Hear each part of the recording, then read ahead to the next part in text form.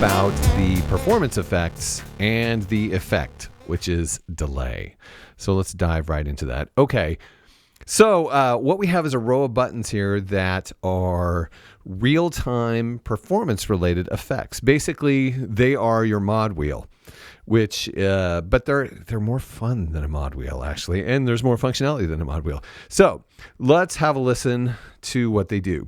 So basically how they work is while you hold them, the effect occurs. The first one we have is dive. What dive does is it adds a 2 semitone pitch envelope to the sound coming from above, going down to the note. So it starts 2 semitones high and then moves down to the note that you played. So we have this A going when we press dive.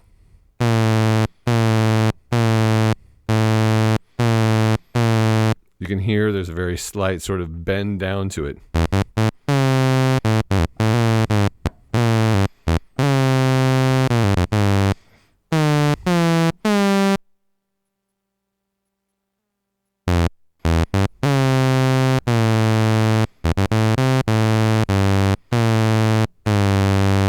So you can hear that it just does that little scoop down. And it happens to every note as long as you're holding the button.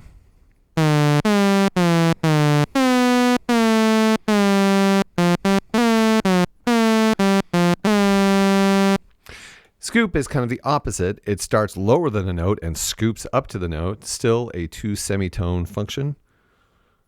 So it sounds like this.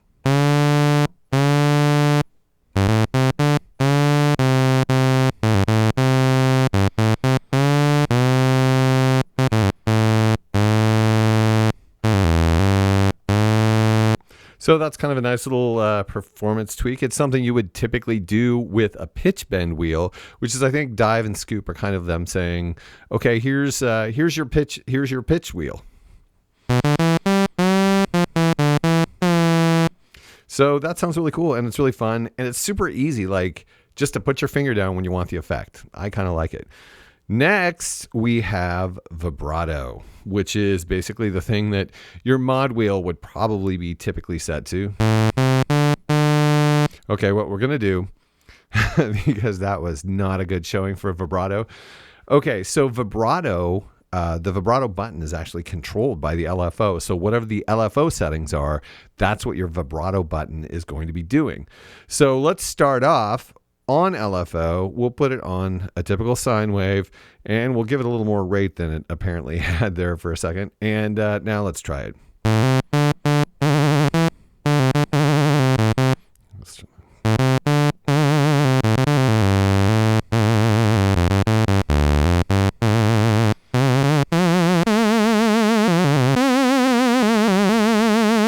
Now, as you're probably thinking, and you'd be right, since the LFO controls what happens with the vibrato button, we don't have to have it set to sine. We could have it set to sample and hold, and then when we press the vibrato button, it's not vibrato.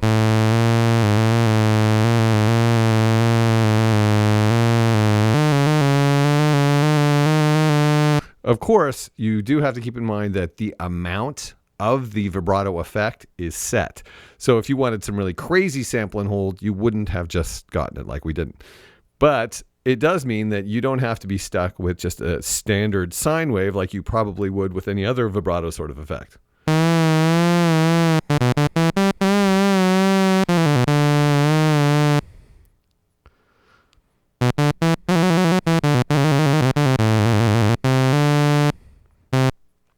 Let's see how high we can get this rate to go.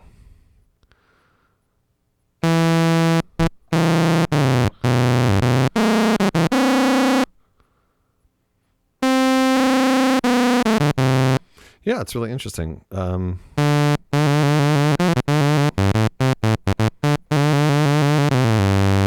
So you have the freedom to basically apply the LFO in any way you'd like to the button.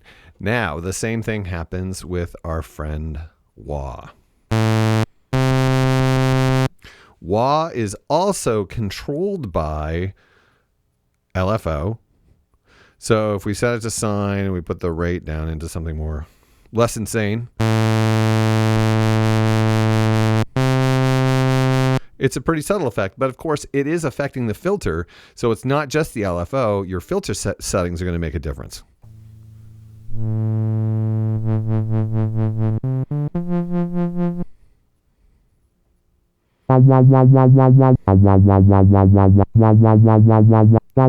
So if you have, for example, your cutoff all the way up, you're probably not going to hear anything from the wah, or very little.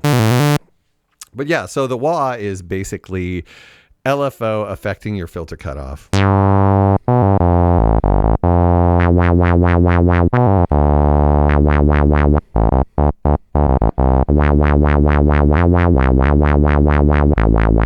And keep in mind that because your rate on the LFO can be set to be in time with the sequencer, you can make it so pressing that button, the LFO will be in time with the sequencer. So that's a cool effect.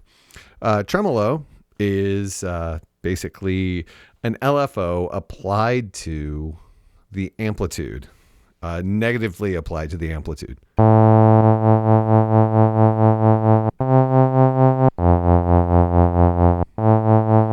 And again, the rate is decided by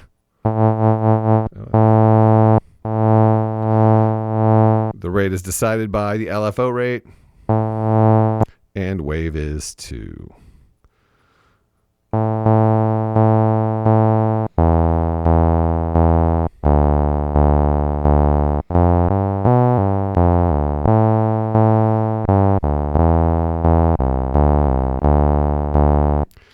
As I'm sitting there listening to that effect, I'm also saying, wow, that's a great synth tone. So that makes me happy when I'm demonstrating one thing and I'm pleased about something else.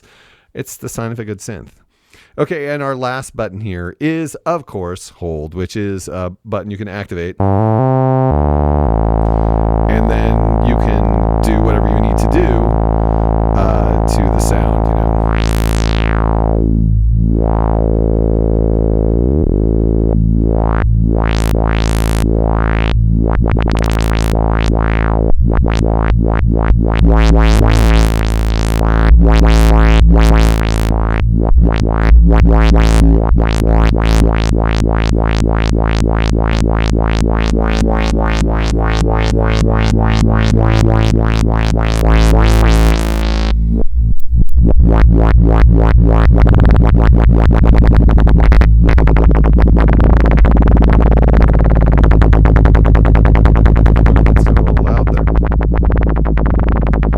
But yeah, you can have fun. Hold is the fun button.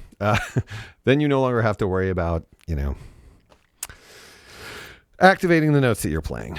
So let's go back to 100. Okay, and next we're going to talk about the delay.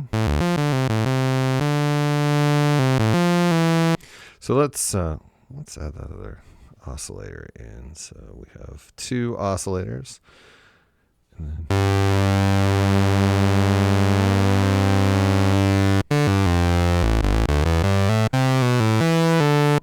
there's a great sound. Okay, so the delay operates in such a way that mix is set to 0, and you turn it up and down using the data buttons.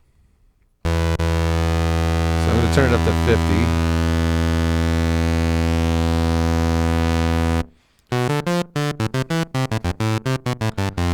I'm going to assume right now that the time is set to 0 or 1 or something. But there's actually, if we're doing 127, 60 is more like halfway.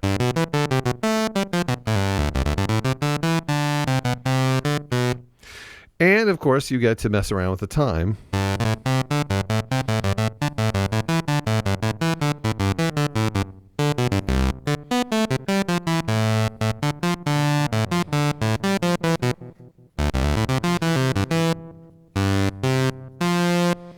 We don't really have a means to control the regeneration. Let's hear it at its highest. Turn up the mix a little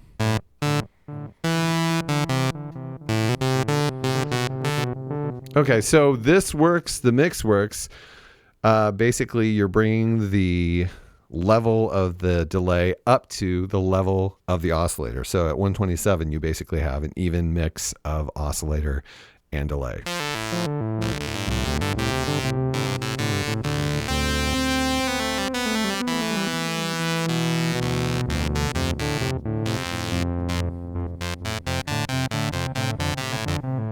It sounds like the delay is actually darker than the...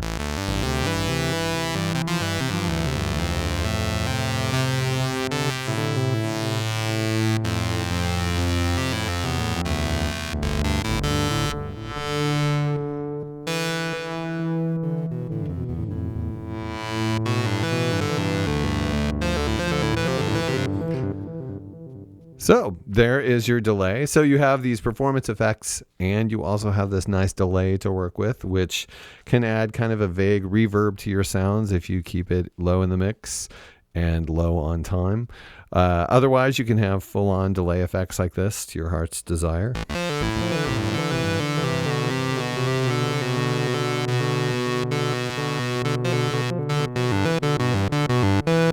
Yeah, it does seems like having the mix high takes a little bit of the bass out of the original signal and a little bit of treble out of the delay. But it is a very nice effect to have, especially on a synth this small and, again, inexpensive, to have an effect to play with to give your sounds the sound you want them to have.